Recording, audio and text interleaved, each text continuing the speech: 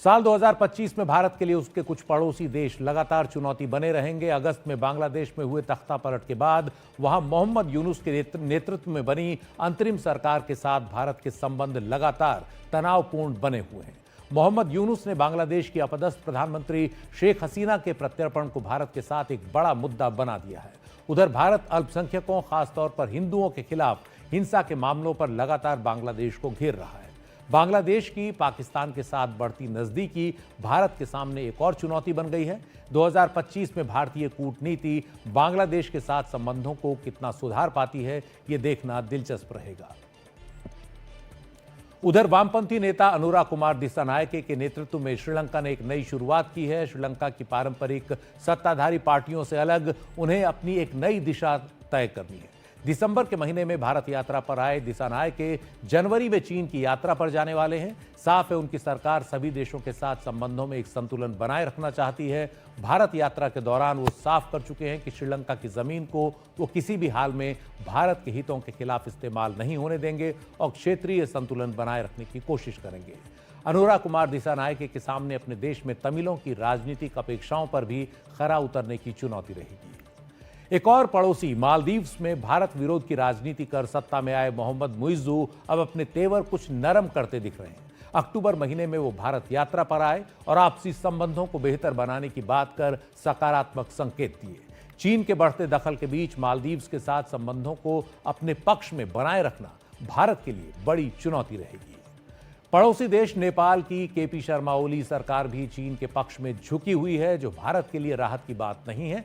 लेकिन संभावना है कि गठबंधन में सहयोगी शेर बहादुर देउबा की अगुवाई वाली कांग्रेस का दबाव उन्हें भारत से बहुत दूर नहीं जाने देगा। भारत के लिए नेपाल में भी अपने हितों को बचाए रखना एक बड़ी चुनौती रहेगी। चीन का मोर्चा भी नए साल में भारत के सामने चुनौती है। हालांकि साल 2024 का अंत आते आते चीन के साथ भारत का सीमा विवाद कुछ कम हुआ। लद्दाख में कई मोर्चों पर करीब 5 साल तक आमने सामने खड़ी सेनाएं कुछ पीछे हटी। डिसएंगेजमेंट की प्रक्रिया पूरी हुई। दोनों देशों ने संकेत दिया कि सीमा के मुद्दों का हल बातचीत से करने की कोशिश तेज होगी। लेकिन दोनों ही देशों के 50 से 60 हजार सैनिक अब भी सीमा के पास तैनात है। उम्मीद है 2025 की गर्मियों तक सेनाएं सीमा से और पीछे हट जाएंगी।